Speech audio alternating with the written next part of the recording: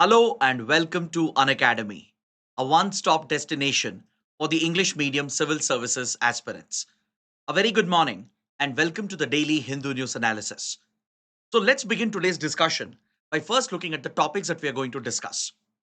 From the Delhi edition of the Hindu, I have chosen 9 important articles for a detailed and comprehensive analysis. So let's begin the discussion.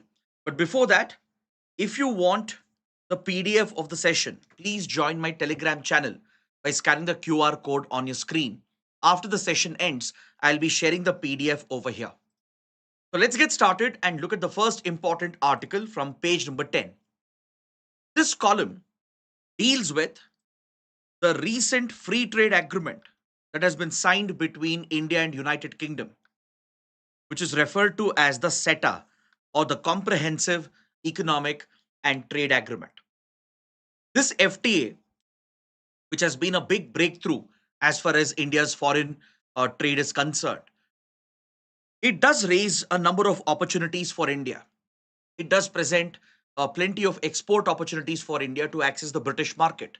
And we have been studying about this in the last many classes. But today, this article helps us understand one of the major shortcomings of this FTA. There is one major shortcoming under this FTA which is being highlighted in this article. So let's take a detailed look at this topic as it can be very important both for prelims and as well as for the mains exam. According to the writers, India appears to have made a big compromise with United Kingdom on the issue of compulsory licensing. So we need to understand what is compulsory licensing, what is the compromise India has apparently made, how could this impact India in the long run. This is what we need to understand.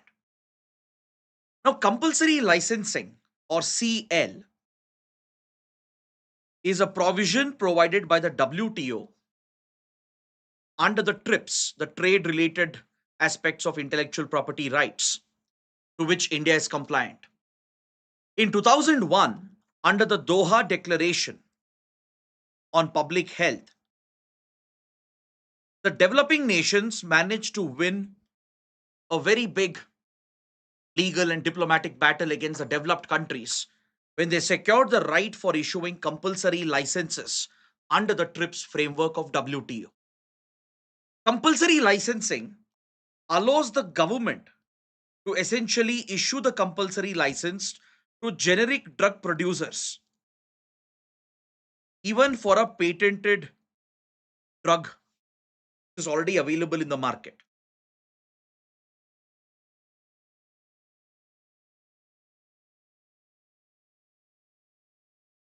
When there is a patented drug available in the market, which could be slightly expensive, because obviously the company which owns the patent would have invested millions of dollars in research in developing the product. So, this patent owner will have royalties, rights over royalties, and rights over pricing of the product as well. Generally, such patented drugs tend to be costlier, tend to be expensive, and it may not be affordable for the common public. So, especially when it comes to certain life saving drugs, in order to ensure that life saving drugs are accessible, publicly seen to be affordable at reasonable prices, WTO provides for this mechanism called compulsory license, where the government can issue a compulsory license to a generic drug producer in the country. They need not get rights from the patent owner. If the government issues a compulsory license, then generic drug companies can produce the unbranded version of the drug, which is going to be many, many times cheaper as compared to the patented drug, which is going to be many times costlier and thus unaffordable for the common public. Now, let me give an example. Back in 2012, the government of India issued a compulsory license for an anti cancer drug, which was produced by a Western pharma company called Natco Pharma. This Western pharma company, Natco Pharma, would produce anti-cancer medicine, which was a life-saving drug, but it was patented by this pharmaceutical company. Of course, the company had invested in the research and development of the product, and its intellectual property rights had to be protected as per the WTO TRIPS norms. But however, this life saving drug was priced unreasonably, was denying access to the common people. The common public was not able to afford these drugs, and that defeats the very purpose of research and development. Because any patented research, if it is not serving a public good, if it is not serving the requirements of the public, then what's the point of that research? So, to strike a balance between the social needs and the need for protecting innovation and research and development, India invoked the principle of compulsory licensing and gave a compulsory license to allow Indian companies to produce generic variants of this patented drug. Now, let me tell you the comparative difference. So, Natco Pharma's anti cancer drug, it would cost around 2.8 lakhs per month. Let's say there is a cancer patient who has to make use of this anti cancer drug produced by Natco Pharma. If you have to buy the patented drug, the cost for the entire course of the medicines would be around 2.8 lakh rupees per month. Now, this is something that most people in our country can't afford. Forget the poor people and lower classes, even the middle and upper classes won't be able to afford 2 lakh rupees per month just on one medicine.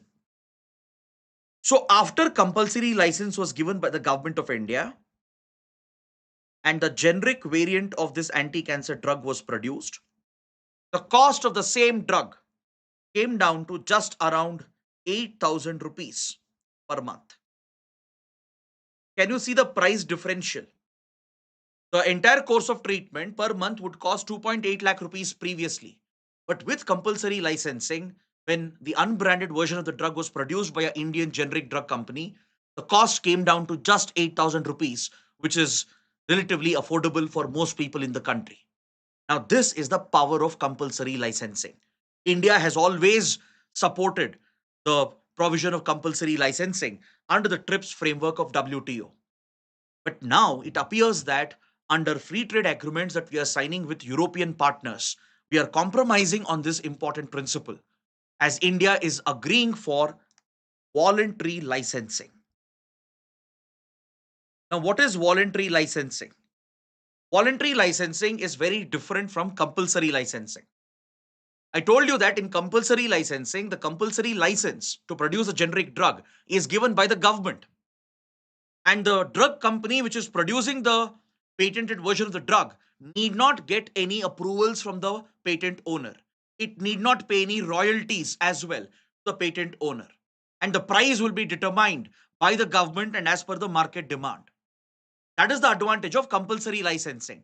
But in voluntary licensing, the patent owner will have to give a voluntary license to a generic drug company. There is no government involvement. Meaning the generic drug company, let's say an Indian drug manufacturer, will have to approach a Western pharmaceutical firm asking for the license, asking for their approval, which means royalties will have to be paid. They will get to play a role in determining the price of the drug as well. So this is starkly different from compulsory licensing. In case of compulsory licensing, I'll repeat my point. In case of compulsory licensing, it is the government which can issue the compulsory license directly to an Indian pharma company. And the Indian pharma company can start producing the drug without even getting the license from the patent owner or paying any royalties to the patent owner. And the patent owner can't even play a role in pricing of the drug. The government and the Indian manufacturer will together determine the prices of the drug. So compulsory license is a big advantage for developing underdeveloped countries to make essential life-saving drugs affordable for the common people. Whereas in voluntary licensing, there is no government involvement. If an Indian company has to produce a patented drug, it has to approach the Western pharma company for permission, get the license from them, and even pay royalties to them. And of course, the patent owner will play a role in determining the eventual price at which the product will be sold in the market. Now, I gave you the example of compulsory licensing, how in 2012, Indian government intervened In case of Natco Pharma's anti-cancer drug, which was super expensive at 2.8 lakh rupees per month, and issued a compulsory license, and the same drug, the cost came down to just 8,000 rupees per month because of the generic variant that was produced. Now, let me give an example of voluntary licensing so that you can understand how it actually works. During the COVID-19 pandemic, India's Cipla Pharmaceuticals obtained a voluntary license from American pharma company Gilead Sciences to produce an anti-COVID drug, remdesivir. I'm sure most of you would be familiar with remdesivir. It was widely used as a therapeutic treatment during the COVID-19 pandemic. So the patent of remdesivir was owned by Gilead Medicines and Pharma from the US. India's Cipla Pharma obtained voluntary license for this from this American company. And this American pharma company ensured they not only got hefty royalties for the voluntary license they gave, but they priced the drug at a higher cost than in the American market. In terms of purchasing power, if you bring purchasing power parity into the equation, compare the cost of remdesivir in the American market and the Indian market that was produced by Cipla. The Indian version of remdesivir was much costlier in relative comparison when compared to the same drug being sold in the American market. So this clearly shows you that voluntary licensing will not help in making drugs cheaper and affordable. So this is where India appears to have made a compromise. Now see, in India, the Patents Act, it is strictly in compliance with the TRIPS framework of WTO. We are compliant with the TRIPS framework of WTO. But under the Patents Act, the Parliament has introduced the provision of compulsory licensing through an amendment. So under India's patent law, compulsory license has been codified into the legal framework, which gives the government the authority to issue compulsory license. So under the Patents Act of India, there are certain grounds, certain provisions under which compulsory license can be invoked by the government. For example, if a patented research is not serving the needs and requirements of the public, if the patented technology is not affordable to the common public, and if there is an emergency, let's say a major health crisis, on certain grounds as prescribed under the law, compulsory licensing could have been invoked by the Indian government. And under the Patents Act, there was a mandatory annual report that patent owners had to submit. The organizations and companies which own these patents, they had to submit a report every year, whether their patented research is fulfilling the requirements of the public, whether the pricing of the product is reasonable and affordable to the common public. This annual reporting was mandatory under the Patents Act of India. But when we signed a free trade agreement with the EFTA countries last year, the European Free Trade Association, India has agreed to dilute this provision. This annual reporting has now changed to a reporting once in 3 years. And the same dilution has been brought into the free trade agreement with United Kingdom as well. So under the India-UK SETA, India has not only given up compulsory licensing and agreed for voluntary licensing. With the UK, we have agreed for voluntary licensing to be the norm instead of compulsory licensing. And we have agreed to dilute the Patents Act, the mandatory yearly review which was there. We have agreed to push this to a 3-year review, which was done in the case of the FTA that we signed last year as well with the European Free Trade Association. Now see, please understand, countries like United Kingdom, countries like Switzerland, Norway, which are part of EFTA group, these are major producers of patented drugs. Swiss pharma companies, Norwegian pharma companies, British pharma companies, they hold key patents. And some of these drugs are life-saving drugs. and they are super expensive, not affordable for the common public in our country. Now, with these FTAs where India has agreed to dilute the legal provision of annual reporting, we have agreed to push the reporting to once in 3 years instead of the previous 1 year reporting. And we have agreed to replace compulsory license with voluntary license, meaning the government will not intervene. In case of British drug products or Swiss or Norwegian patented drug products, Government of India has promised them that we will not issue a compulsory license. If required, Indian companies have to negotiate with these European companies and get a voluntary license. Now, this could benefit the British and the European pharma companies, and this could be to the disadvantage of Indian pharma. More importantly, this could harm India's health priorities, as certain drugs could become unreasonably overpriced and it could become unaffordable for the common public. So this is the concern being expressed by the writers. And not just that, under the India UK setup, India has also made a compromise on transfer of technology. Previously, in any trade negotiation, India would strongly insist on transfer of technology, which has been integral uh, to our foreign policy push, be it at Climate Change Convention or United Nations. We would always champion the cause for transfer of technology from developed countries to developing countries. For example, in 1974, when United Nations had adopted the new International Economic Order, NIEO, the UN General Assembly had adopted the new International Economic Order. So back then, all developing nations led by India had pushed for the adoption of this principle that developed countries should transfer technology to developing underdeveloped nations to provide for equity. This eventually became the basis for climate change talks, climate change negotiations, under which developed countries, advanced economies have an obligation to transfer clean technology and help developing countries, underdeveloped countries to adopt cleaner, renewable forms of technology.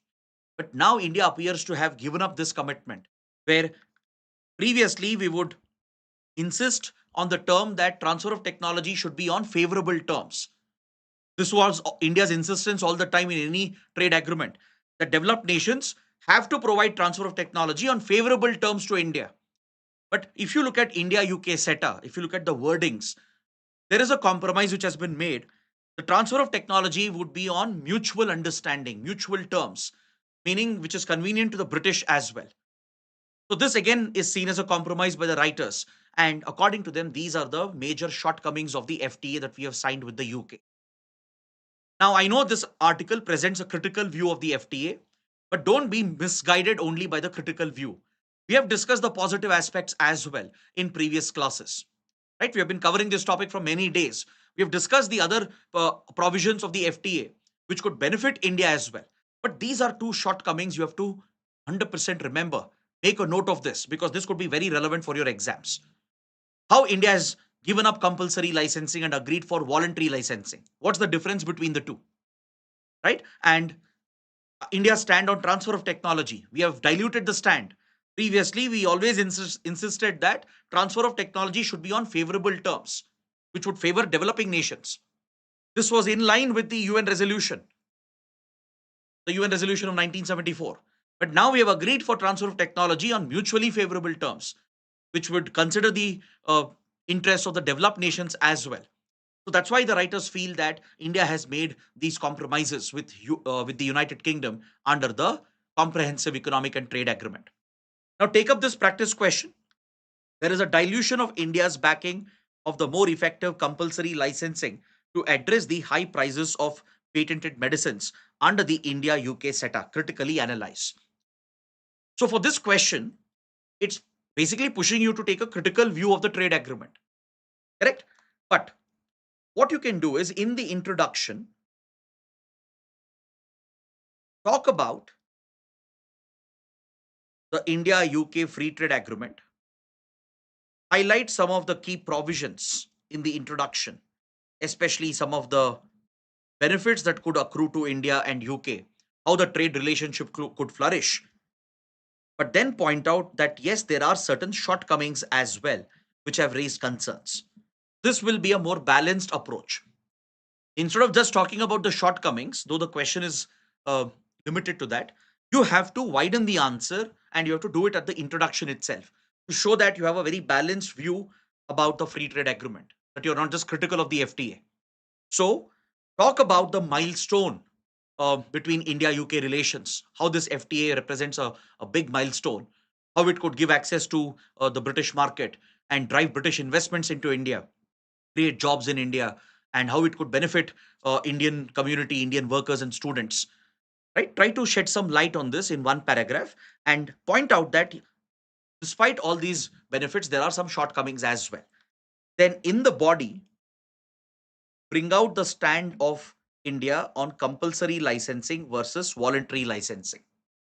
You have to point out that in the pharma sector, India has agreed to give up its insistence on compulsory licensing and agreed for voluntary licensing. Then point out the disadvantages of this. Compare and explain what is compulsory license and what is voluntary license, how the two are different, how compulsory license is more beneficial for developing nations like India, how voluntary license could be harmful for India's interests. Mention the compromise on transfer of technology as well. In any previous agreement, we have insisted that transfer of technology should be on favorable terms, terms which will favor developing nations like India. But now we have agreed for mutually favorable terms, mutually favorable terms, which could compromise the interests of developing nations like India. This could weaken our position as well at climate change talks going forward, as India generally insists on transfer of technology on favorable terms at the climate change talks. So, bring out the shortcomings in the body, explain this clearly, and then conclude the answer that there are some shortcomings in the FTA despite all the advantages, but India should, going forward, ensure that the interests of India's healthcare sector is protected. We should ensure that life saving drugs should not become unreasonably priced because of these free trade agreements. That word of caution, you can express that in the conclusion. So let's move on to the next article, page number 10, a very important column on the topic of right to repair. The writer says that right to repair must also include the right to remember. Now, what do you mean by this? What do you mean by right to repair? And what does the writer mean by right to repair must include right to remember? Let's understand this. See, today, right to repair is a global movement which is going on in the field of consumer rights, also in the field of environment conservation and sustainable development. So, in the domain of sustainable development, environment conservation, and consumer rights, right to repair is an ongoing global movement. If you look at Sustainable Development Goal number 12, SDG 12, talks about right to repair. You might have heard about the concept of a circular economy, how we can promote reuse and recycling to reduce wastage, to handle hazardous waste in a scientific manner, and to recycle some of the products and reuse them in the economy in order to ensure that the economic damage, the environmental damage is limited. Because through recycling and reuse, you can recover some of the key materials, key components, and this reduces the stress on resource exploitation. It reduces the need for more intensive mining for key minerals and materials, and it ensures that the waste products which can be reused and recycled, it comes back into manufacturing, comes back into the production cycle, and thus creates a circular economy, reducing wastage. It reduces wastage, provides for scientific handling of hazardous waste, and the focus on reuse and recycling in a circular economy will also help create numerous jobs, especially the informal recycling industry and the repair and reuse industry can now be formalized when you focus on building a circular economy. the repair, reuse, and recycle industry, which is largely informal in most countries, this could be brought into the formal segment, creating numerous jobs, thus ensuring livelihood support and also creating social security for the workers in the repair, reuse, and recycle industry. So, in this context, right to repair acquires a lot of significance. So, what is this right to repair? Now, we all purchase various types of goods, commodities, electronic appliances, cars, bikes, etc. Correct? Now, when you purchase any such good, okay, let's say a automobile or a electronic gadget or a electronic device, if they malfunction, what do you do to get it repaired? We usually prefer to go to the service centers, correct? Especially when the product is new, when it is still under warranty, which is guaranteed by the product manufacturer, we always try to get it repaired, get it serviced by the original service centers, which are owned by the manufacturer. Now, this creates a monopoly. Since the manufacturer, right, they can design the product in a way they want, they can limit the options when it comes to repair.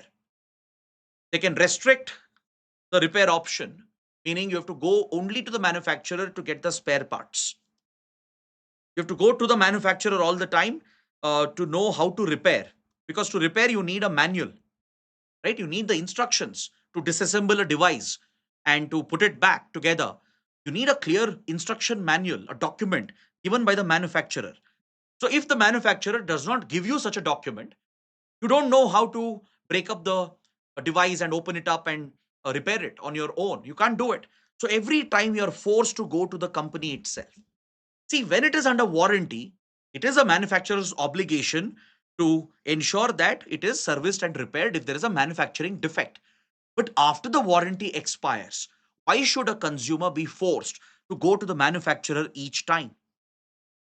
Now, this is a monopoly that manufacturers create when it comes to repair and servicing. In fact, this is one of their biggest profit generators.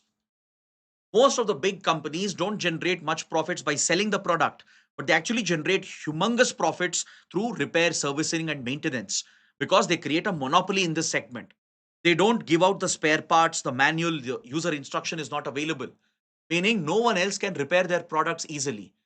So consumers will be forced to go to the manufacturer even after the warranty has expired, meaning you'll pay from your pocket.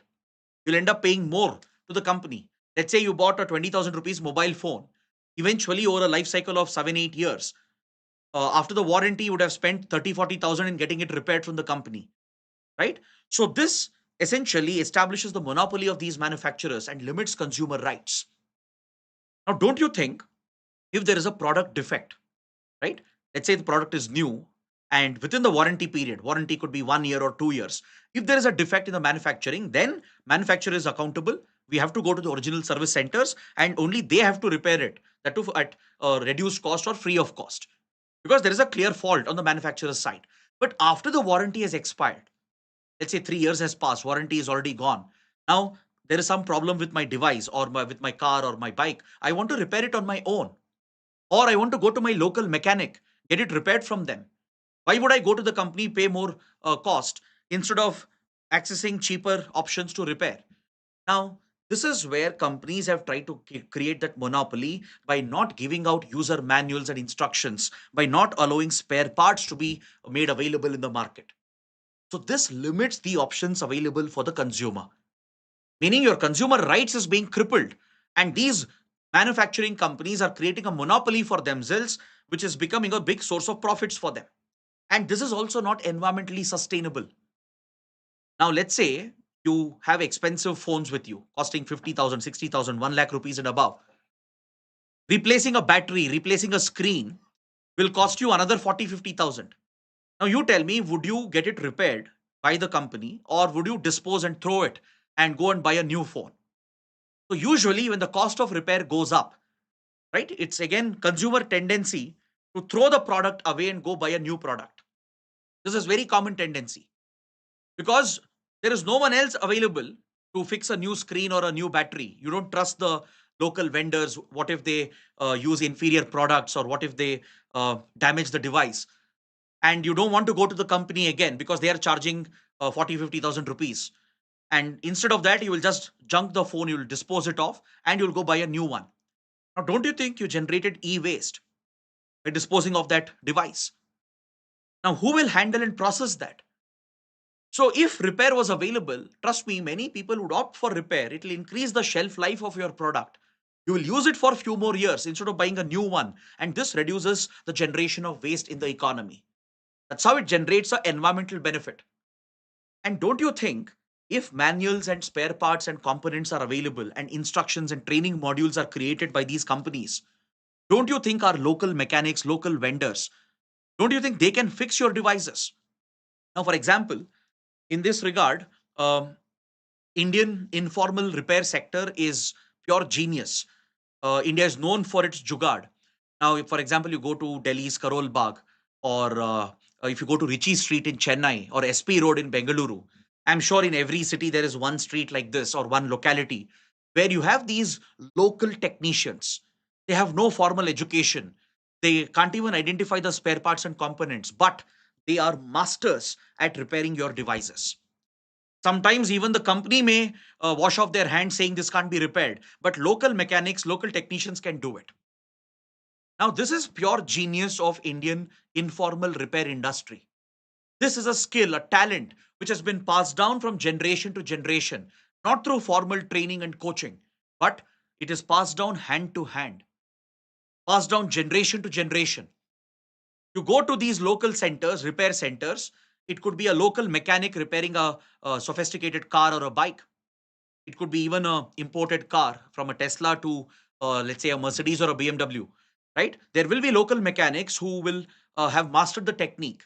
Maybe they don't know the mechanisms, they don't understand the entire technology, they can't even name the spare part sometimes because they don't have formal education or formal training. But just by developing the skill, which is passed down from memory to memory through muscle memory, they would have developed this technique, observing others. They would have learned it mainly through observation. They would have seen their fathers, their grandparents, or their brothers, or their friends doing it, and they would have developed the skill. And they have been able to, become the backbone of India's repair industry, which is largely a informal repair industry. The writer says it is high time we recognize the contribution of our informal repair sector, and along with right to repair for the consumer, we need to secure right to remember for the informal workers. So, for right to repair, the government has already launched initiatives and created legal frameworks for this. The Department of Consumer Affairs has already created a right to repair framework in 2022.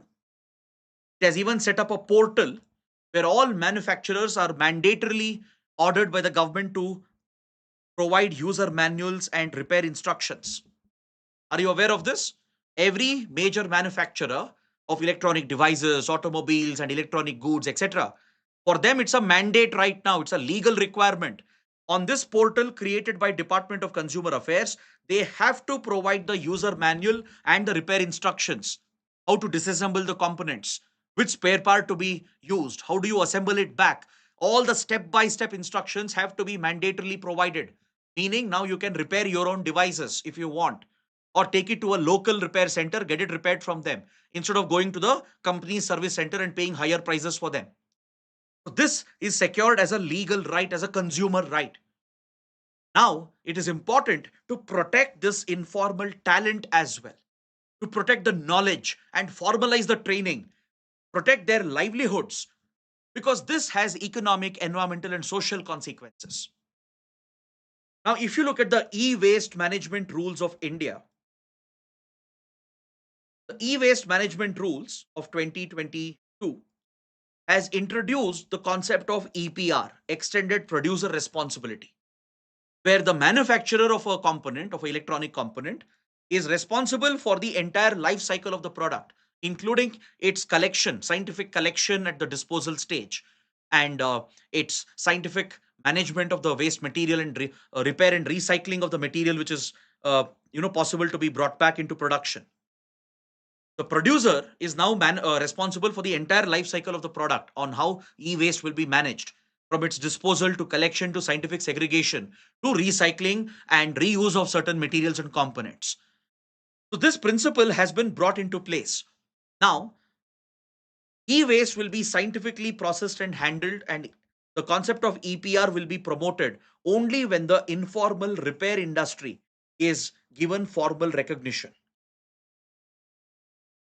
Because most of the devices, most of the electronic waste is being handled informally by these local mechanics and technicians and electricians who have learned mainly through learning, observation, and practice, not through formal coaching and training.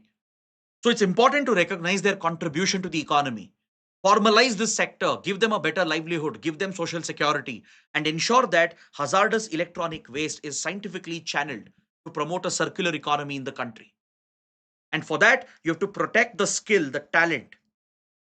So, right to repair is an important consumer right. At the same time, if right to remember is promoted to formalize the informal repair industry, to provide better training to our mechanics and technicians, they will learn better. You need to codify this knowledge, ensure it is passed down in a formal manner, ensure they get better salaries, better income, better insurance and social security, so that they will contribute even more to our economy and help in channeling the e-waste that we are generating and all the hazardous waste back into the economy through repair, recycling and reuse. Are you getting my point? So this will help us in scientific waste management. Right now, please remember we are generating 1.3 million tons of e-waste every year. This makes India the third largest electronic waste producing country. After China and United States, India is the third largest e-waste producer today. And we are producing 1.3 million tons of e-waste. And trust me, majority of it, almost 85 to 90% of this e-waste is not being scientifically managed. It's being disposed in an unscientific manner and causing significant damage to the environment. Plus, we are losing out on precious minerals and metals which are part of these devices and gadgets, which could be brought back into production, which will help in creating a circular economy which is more sustainable. That is why the writer says right to repair, which is being promoted as a consumer right, should also focus on the environmental, social, and economic implications, and we should promote right to remember. For example, under Pradhan Mantri Kaushal Vikas Yojana, better skill training can be provided to the informal repair industry. These informal workers in the repair and recycling industry, they can be onboarded the e-Shram portal, which has been set up to provide social security for informal workers. I'm sure you would have heard about the e-Shram portal under the Ministry of Labor and Employment, where informal workers are being provided with social security. So those in the informal repair industry can be covered under e-Shram to extend social security to them. They can be provided better skills, better training to help increase their incomes. Formal investments could be brought into this sector to create formal jobs, which could become a lucrative career opportunity for millions of youth in the country. This will help in codifying that knowledge which is being passed down from hand to hand, mainly through observation, from generation to generation, which is now largely built as a muscle memory. Now we can institutionalize that knowledge, formalize the repair industry itself, and this will have enormous economic, environmental, and social benefits. It will help implement a true circular economy. It will help manage hazardous waste, including electronic waste. It will create jobs, livelihood for millions of mechanics, technicians, and workers, thus bringing social benefits as well.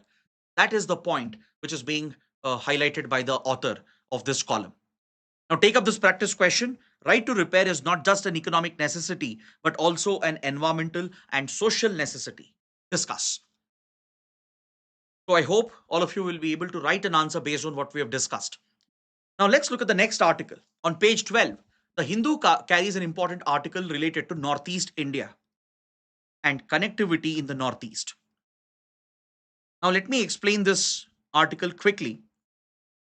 Recently, the Indian Railways it has launched a major project to connect Silchar with Sairang with a modern railway link. Silchar in Assam is being connected with Sairang in Mizoram. And this is a very crucial railway link, and I'll explain why it is important. I'll come to that point. This new railway project, which has been approved by the government of India, Indian Railways has already rolled out the initiative, and the execution of the project has neared completion. This is one of the most difficult railway projects that has been executed.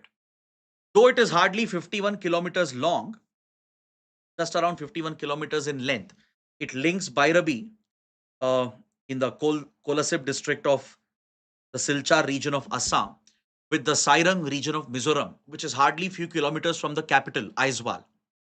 Right on the outskirts of Aizawl, which is the capital of Mizoram, around 18 kilometers from Aizawl, you have Sairang. So from Sairang, the Silchar region, Bairabi region of Assam, is roughly around 51 kilometers away. But this terrain here is very hilly, mountainous, and forested. So, through such a difficult topography, we have built and executed this railway project, which is all set to be rolled out very soon. It consists of multiple tunnels, it consists of several bridges.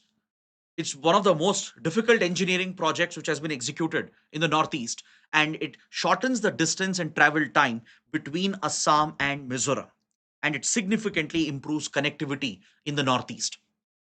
Now, according to the writer, this has tremendous potential to accelerate India's Act East policy. See, Act East policy is a foreign policy doctrine of the Modi government that was rolled out in 2014. It is an upgraded version of the Look East policy. The Look East policy was launched in 1991 by the then PV Narasimha Rao government to pay special attention to Southeast Asia and East Asia region and to promote India's economic, strategic, and cultural relations with Southeast Asian and East Asian countries. Look East policy has been a very successful policy for India, and one of the priorities under Look East was always to link the northeastern markets and establish connectivity with Southeast Asian markets to create a gateway through Myanmar to Northeast India, which has been affected by underdevelopment, lack of infrastructure, insurgency, and security problems, can finally see development and transformation if it opens up towards Southeast Asian markets through such connectivity projects via Myanmar. So this has been a priority under Look East policy. And under the Act East policy, which is an upgraded version of the Look East, the Modi government has prioritized accelerating the ties with Southeast Asian countries, promoting our economic, defense, and cultural ties, while opening up Northeastern markets to Southeast Asian markets. So, connectivity projects hold the key, and projects such as the Silchar Sairang railway line, the 51-kilometer railway line that you are seeing here, will help in transforming the region itself. India is working on many other projects. Recently, the Union Cabinet has approved a expressway from Silchar to Aizawl. A Silchar Aizawl expressway also has been approved, which will significantly reduce the transport time. And parallelly, the railway line linking Silchar with Aizawl, Assam, and Mizoram will bring the northeastern states closer, and we can further extend the connectivity routes across the border into Myanmar. Because India has some mega connectivity projects in the region. Take, for example, the Kaladan Multimodal Transit Transport Project, also called the Kaladan Project. The Kaladan project involves the Sitwe port in the Rakhine state of Myanmar, a strategic port in Bay of Bengal, built by an Indian company, built and operated by Adani Ports, which creates a link with Kolkata port. So, maritime link via Bay of Bengal has been set up between Kolkata Haldia port and Sitwe port in Myanmar, and the goods can be transported from Sitwe to Paletwa over the Kaladan River, where inland navigation has been set up. Through inland navigation over the Kaladan River, goods can be easily transported till Paletwa. And from here, a highway is being built connecting Kaletwa and Zorunpoi, which is in Mizoram, Zorunpoi on the Indian side. So, creating an alternate access route, reducing the travel time and distance.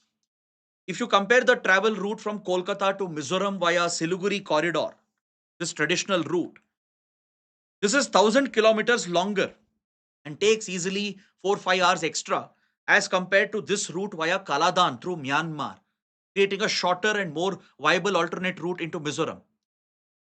Now, this project, which has seen some progress, we have operated the Sitwe port, it has become operational. Kolkata Sitwe maritime link has become functional, and inland navigation also has been set up. And despite all the challenges India faced, because in the past there have been several insurgent groups and extremist groups both in Myanmar and Mizoram who were targeting the project. So we got rid of these insurgents as well through effective counterinsurgency. And we have worked with Myanmar to ensure the success of the project to build the highway that links Kaladan project with the Indian side of Mizoram. But despite all the efforts, the instability in Myanmar has raised question marks about the viability of this route. The ongoing civil war has raised questions about the viability of this project itself. But India is still very hopeful that all these projects that we are pursuing in the Northeast, which can further extend into Myanmar in the future, can give us that much needed access into Southeast Asian markets. Now, look at the IMT Trilateral Highway, the India Myanmar Thailand Trilateral Highway. This seeks to connect the border town of More in Manipur, which is an important trading town, a commercial town in Manipur on the borders of India Myanmar. And the highway links with Tamu, the border town, the trading town on the side of Myanmar. And it is connected with important cities in Myanmar such as Mandalay, Yangon, and finally links up with Mesot in Thailand. There is a grand proposal from India under the Act East vision to even extend the IMT highway all the way till Vietnam, till Hanoi, with a parallel high speed railway line. This is the futuristic, ambitious proposal of India to build a parallel railway line to this IMT highway and extend the highway and railway line till Vietnam, thus bringing all the Southeast Asian countries closer to Northeast India. But however, the IMT highway has also faced many, many challenges. This project, just like Kaladan project, was launched under Look East policy. But even today, it is not fully operational and functional because of the instability present in Myanmar. There has been a delay on India's part as well in completing the projects, but the delay has been because Myanmar has been under economic sanctions by the Western countries. The constant conflict, the insurgency, the crisis in Myanmar with the Rohingya crisis and the current civil war condition has always derailed these Indian initiatives and projects. But still, there is hope. There is that possibility where India could make use of these projects in the Northeast and improve connectivity with Myanmar to access the Southeast Asian markets. Now, these alternate routes via Myanmar are becoming all the more important because Bangladesh has become hostile to India and connectivity to Northeast India and Southeast Asia via Bangladesh has become unviable today. Until last year, when we had Prime Minister Sheikh Hasina in power, Bangladesh was our closest partner, one of our closest neighbors. We had worked with Bangladesh on multiple connectivity links, road and rail connectivity and inland navigation connectivity, which had created better routes and access points for Northeast India, bringing Northeast India closer to the rest of the country. And we were hopeful that we could use this to link it up with Southeast Asian markets. Take, for example, the Agartala Akura railway line, which has been established and opened up. This was a big transformation that brought Tripura closer to Bangladesh, and it would reduce the travel time and distance from Kolkata to Tripura. Instead of transporting across the Siliguri corridor, which is a longer and more time consuming route, directly from Kolkata to Tripura via Dhaka was seen as a more viable route which could improve trade opportunities and economic opportunities. But now The viability of Agartala Akura railway link and other connectivity projects between India and Bangladesh, they are hanging in the balance because we have a hostile interim government. There's no certainty about these projects being beneficial anymore.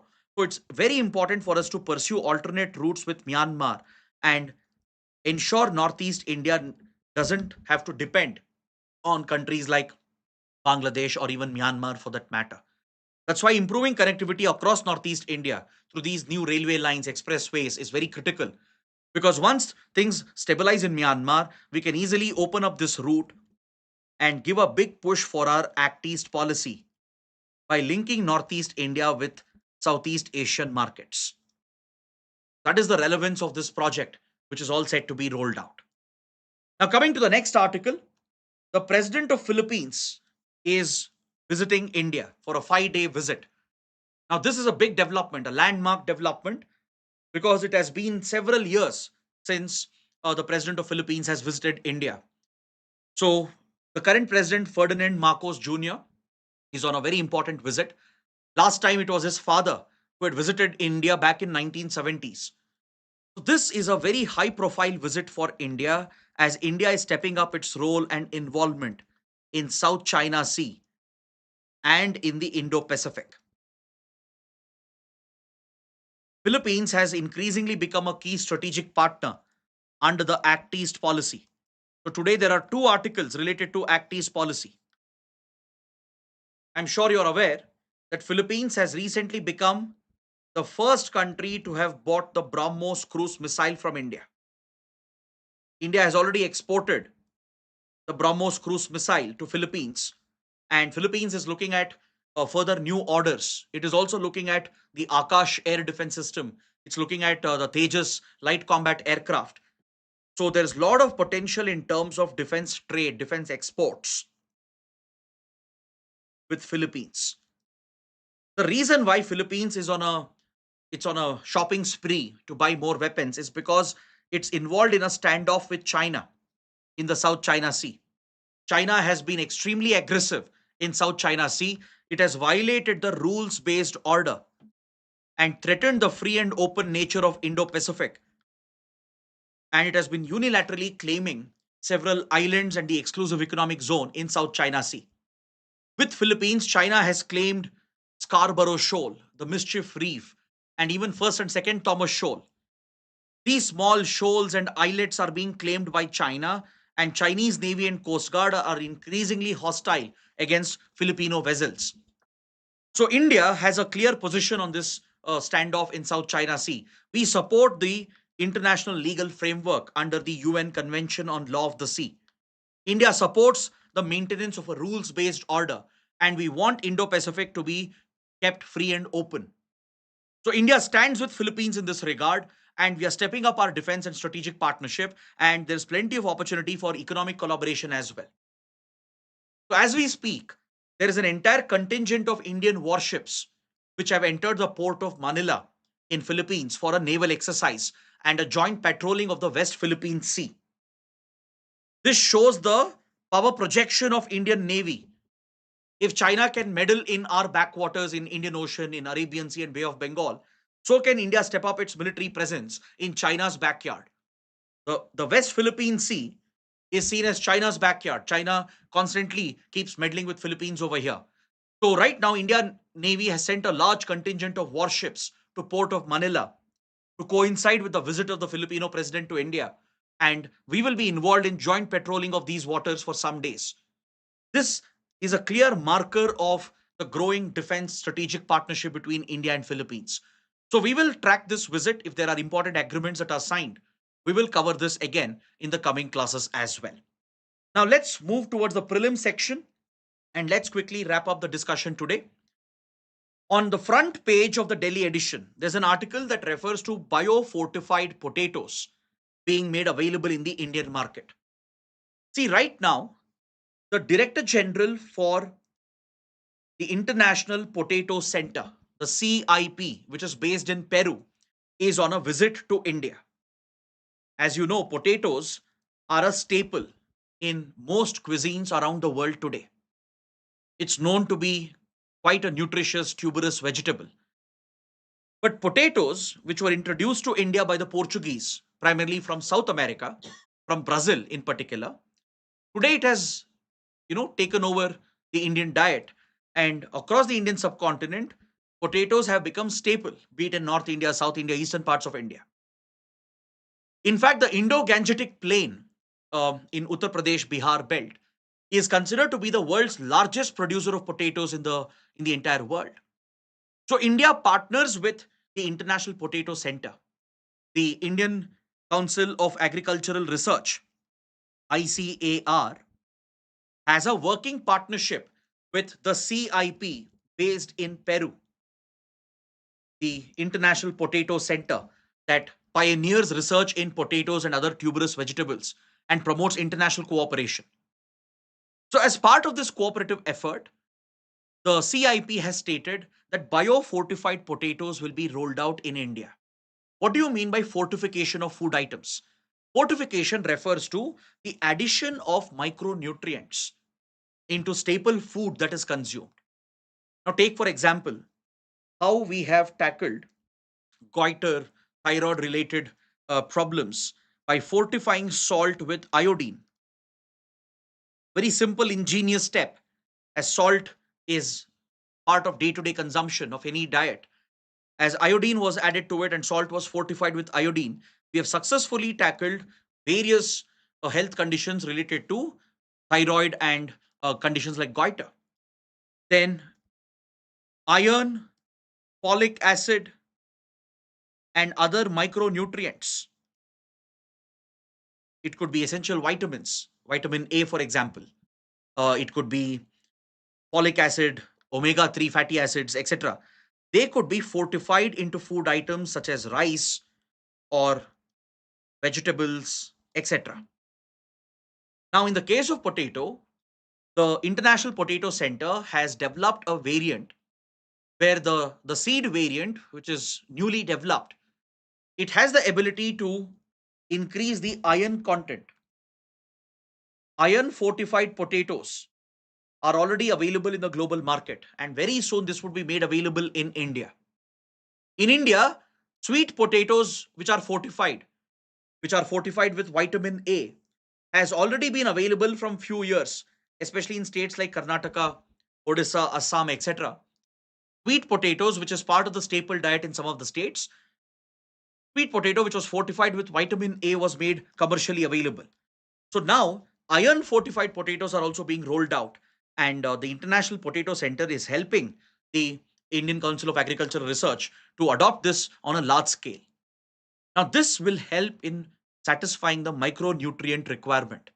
It will help in plugging the nutrient deficiencies in our country, because micronutrients like vitamin A, iron, as I said, folic acid, etc., they're absolutely essential for nutritious well being. So, this is one important development which is noted here in this article. Next, there's an article related to CISF.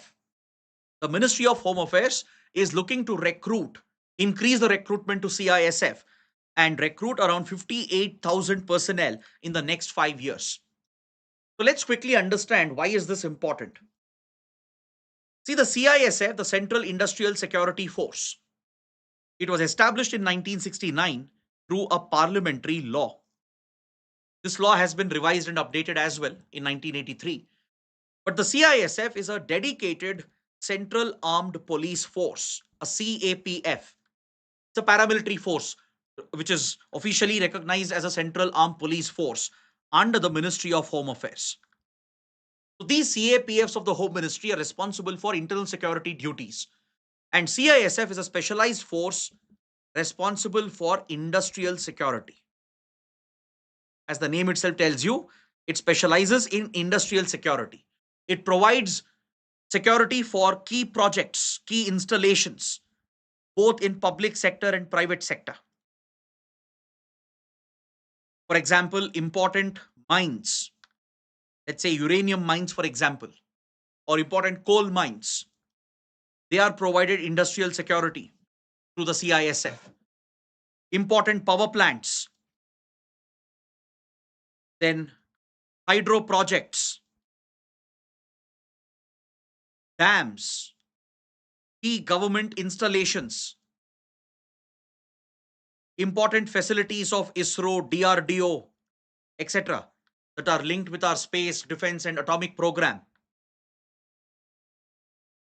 All these key vital installations, including the country's critical infrastructure, such as airports, some metro projects, for example, Delhi Metro, and other critical projects, including seaports, nuclear power plants, thermal power plants, etc., they're all guarded, protected by the CISF. It even provides industrial security for private companies which face heightened risk. So, companies like Reliance, Infosys, for some reason, Patanjali as well, right? All these entities have been extended protection, but of course, the private companies have to pay for it. And CISF even provides security consulting services. It helps government organizations, private companies to come up with their security plans and even disaster response plans. Because CISF specializes in disaster management, in fire services as well. It has a specialized unit for CBRN events in case of a chemical, biological, or radiological nuclear incident. So CISF provides a consultancy service. Today, it's earning revenue for the government as well. So this security force plays a critical role in India's internal security to protect our critical infrastructure. So going forward, as India becomes more industrialized, there will be a greater need for protecting key industries, key installations, and especially in the Naxal corridor. In the left wing extremism affected corridor, India is going to witness fresh development because Naxalism is on the decline. The Modi government has made a commitment to make India Naxal Mukt by March 2026. We have seen a significant reduction in left wing extremism. More than a decade ago, 126 to 134 districts were under Naxal influence. And today, in hardly 10 years, this has come down to just around 34 districts. And the Naxal stronghold is limited to hardly 8 or 9 districts today. So, if everything goes right, India would very well eliminate the threat of Naxalism, and going forward, there would be a lot of economic development, industrialization that will take place in Chhattisgarh, Odisha, Jharkhand, Madhya Pradesh. So, in these Naxal corridors, there could be Naxal remnants who might pose a threat in the future for industrial projects. Naxals might try to revive and regroup. They might try to threaten the economic projects and industrial establishments in the future. So, the government of India is preparing for this possibility. To drive better development and secure these projects and ensure Naxalism doesn't rear its ugly head again, the Home Ministry has already pushed a notification where every year it will be recruiting 14,000 personnel into CISF for next 5 years. It plans to have an additional 58,000 personnel, and the recruitment cap has been raised for the paramilitary force. So this is a significant development. Now coming to the next article, civil society groups and environmental organizations in Arunachal Pradesh, they have been protesting against the upcoming Siang hydropower project. The Siang Upper Multipurpose Project on the Siang River has raised a lot of environmental social concerns in Arunachal Pradesh. Now, there is a fear in Arunachal Pradesh amongst the local people, especially from the Adi tribe, because members of Adi tribe who are spread out in around 27 villages, they could be essentially losing their homes and their farming land because of the upcoming Siang multipurpose hydropower project. This mega hydropower project could submerge 27 villages and displace around 1.5 lakh tribal population from the Adi tribe. That's why there's a lot of environmental and social concern and opposition being expressed against this project. But now, these activists have a new fear that India might use China's Medong hydro dam project as a justification to push through and quickly implement the Siang River hydro project. As you're aware, we've discussed in our Hindu analysis as well, China has recently started constructing the world's largest hydro project in Medong County, where Yarlung Sangpo, the origin stream of Brahmaputra, which flows through Tibet, right? It takes a 180-degree U-turn at Namcha Barwa at the Great U Bend. And right after Namcha Barwa, China is planning a series of hydropower projects where the water falls steeply in altitude, losing almost 2 kilometers in altitude in just a 50-kilometer distance. China plans to install multiple turbines and construct one of the largest hydropower dams in the world. And this project has already raised some concerns in India. Now, there is a fear in Arunachal Pradesh that with regard to the proposed Siang multipurpose hydro project, India will now use China's project as a justification, saying there is a security threat, a strategic threat, and India will try to fast track the Siang hydropurpose project. Now, this project, which is facing local opposition from the tribes in Arunachal Pradesh, they're opposing it on social grounds, on environmental grounds. They fear getting evicted. So, Siang is one of the key tributaries of the Brahmaputra.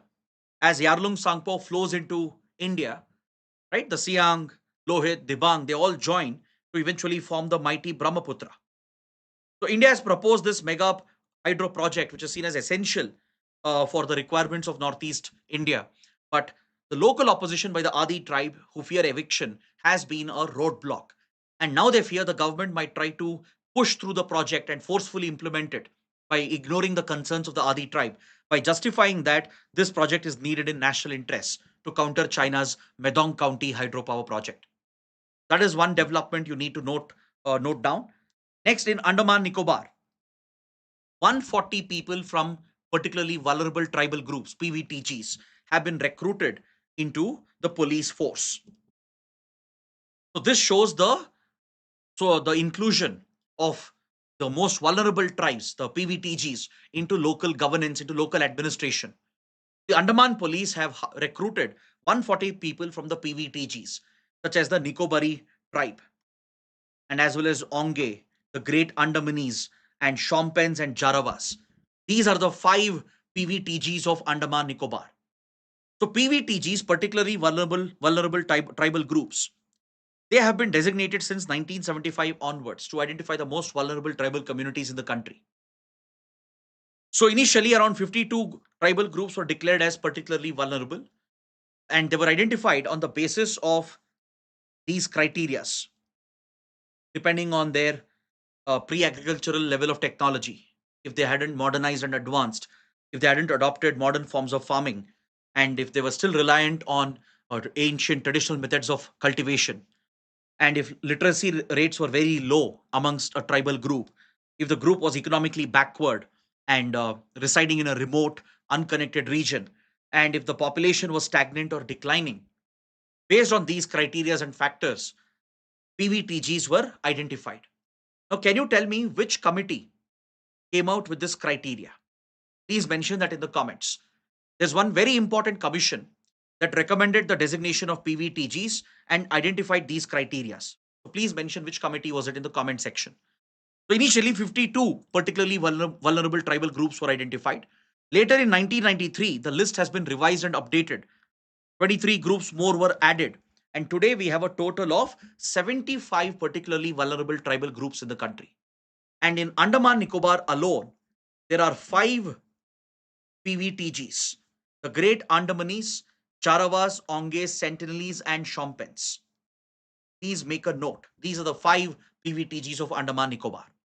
Next, coming to the last article for today, China, Russia have started a joint naval drill in the Sea of Japan.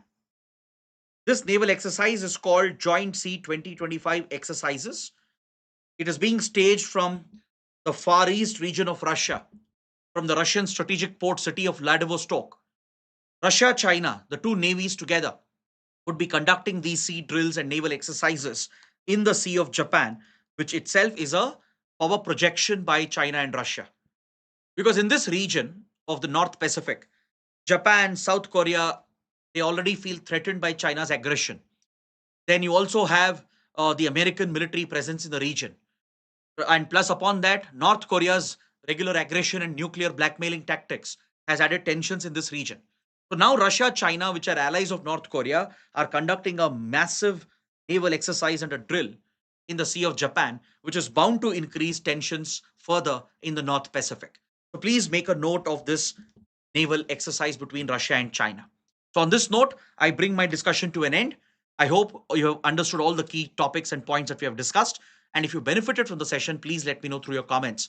And do press the like button and don't forget to subscribe to our channel. That is it. Thanks for watching. We'll see you tomorrow.